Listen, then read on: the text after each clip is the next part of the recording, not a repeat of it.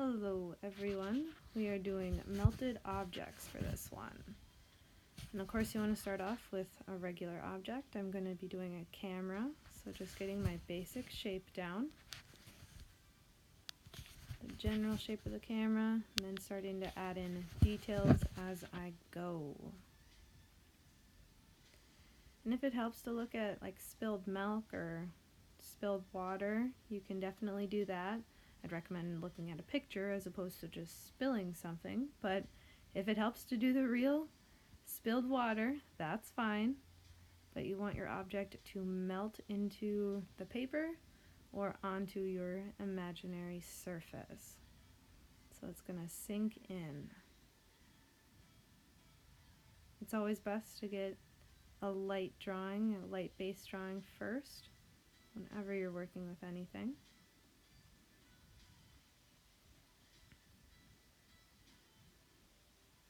Constantly looking back and forth to my actual image, whether I'm looking at an image or the object.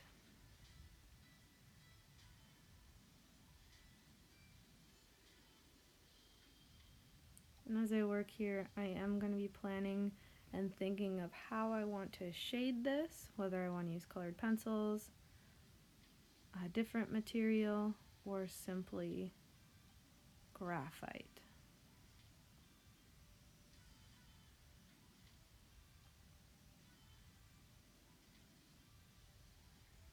Never be afraid to edit as you work.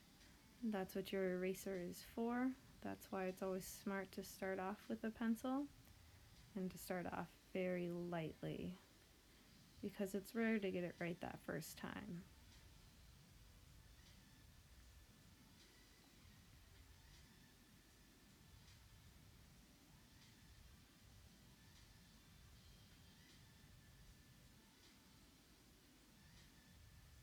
Alright, at this point I could either start shading if I was using a regular pencil, but for this drawing I'm going to be finishing it off with colored pencils, and I'm going to use cool colors, so primarily blues and purple.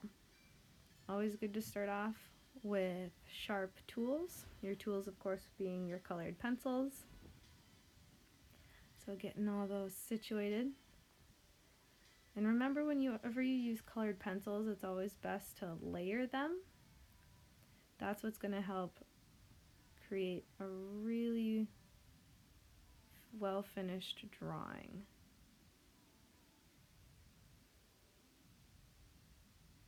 Right now I'm just going in defining some of my lines, and I'm going to be layering my colored pencils this whole time.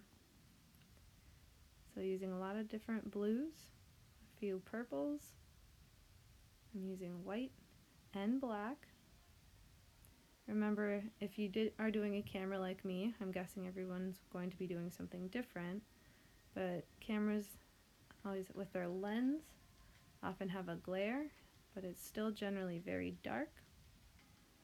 So building up color, using pressure, and layering.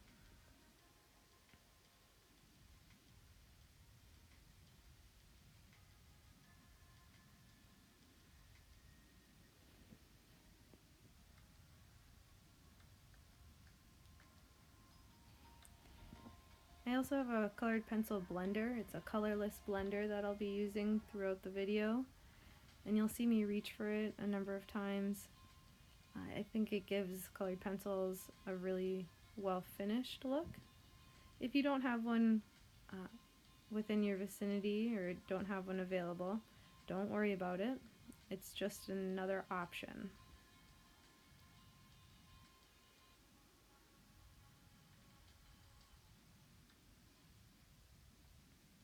Sometimes when I don't have a colored pencil blender, I'll just use white, but that does have a tendency to lighten up certain aspects. So you'll have to go back and edit that just a little bit, building in more color. But it's always good to try new things and figure out what works for you.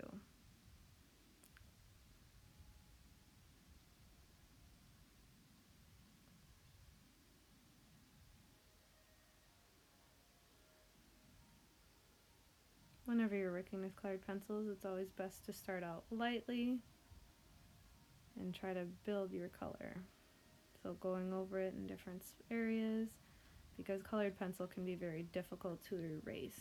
It almost never will erase fully, but you can edit it if you start lighter.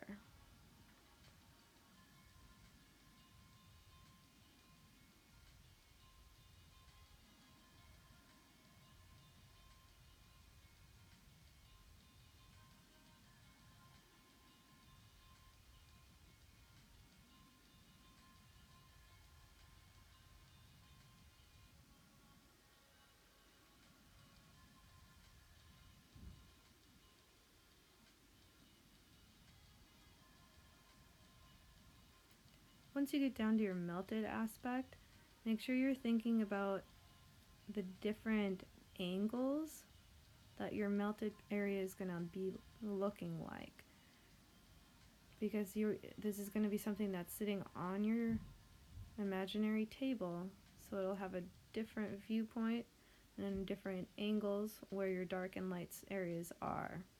So make sure you're keeping that in mind as you work through.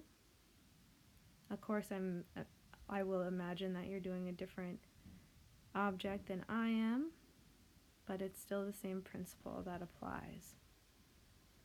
As you work, you should also remember that you want to keep your paper as clean as possible. I'm sure you've noticed that some of my colored pencils have been breaking as I work, and I've been very careful not to smear them across my page or getting pencil marks or smudges from my fingertips anywhere on my page, and keeping it very neat and clean. And that's going to go into craftsmanship.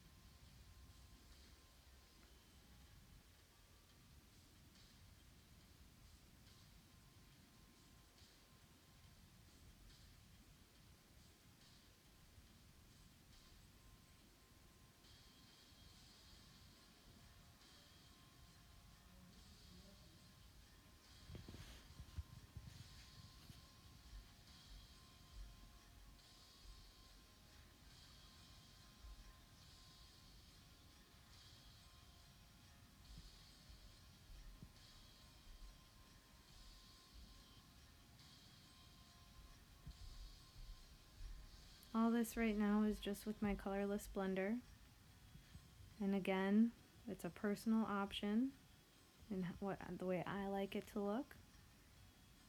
It's a step that could definitely be skipped if you don't have one available, or if you don't like that look. It's more of an aesthetic choice than anything else.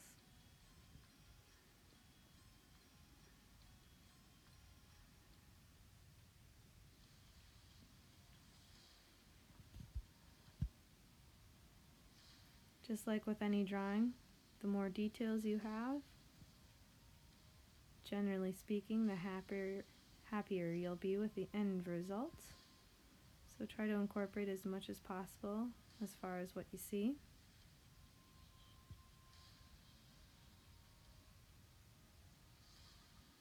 Since most cameras aren't blue and purple, I am making an artistic choice and changing things a little bit, but I'm still looking at the values as I work. Those dark spots are still going to be my dark areas, and the lighter highlights, of course, are my light blues and my whites.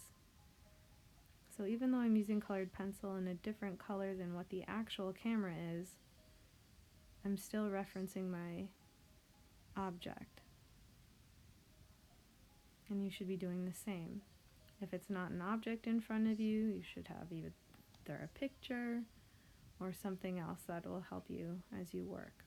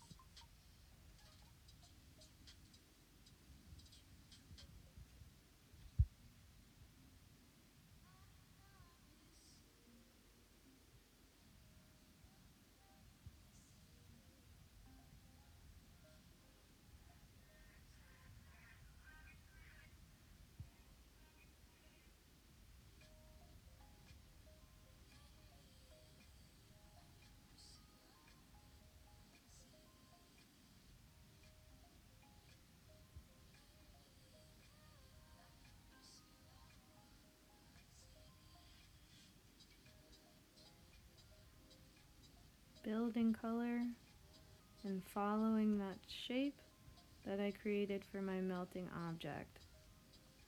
Now you can make any object that's melted. You're just bringing down that bottom aspect of your object. And that goes into the beginning part of your drawing. So what we did right off the bat. At this point, it's just kind of like a coloring book. You're just adding colors and bringing your object to life.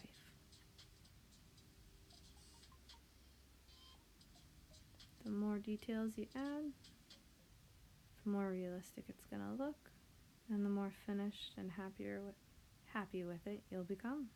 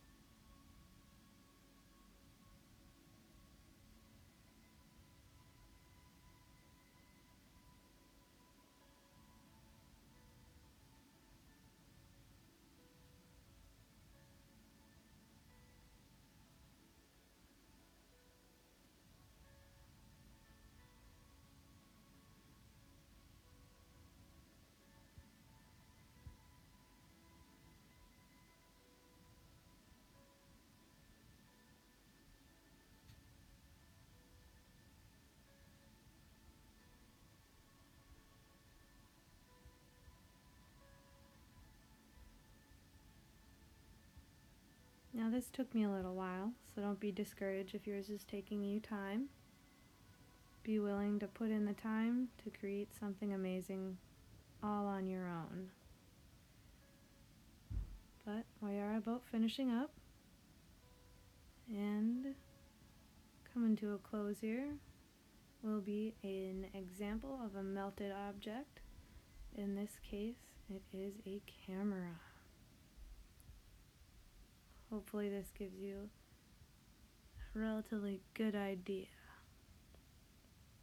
for when you get started.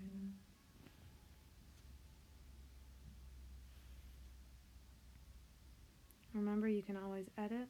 The more you edit, the better it'll be. At some point, of course, you will end up stopping, but you get to choose when.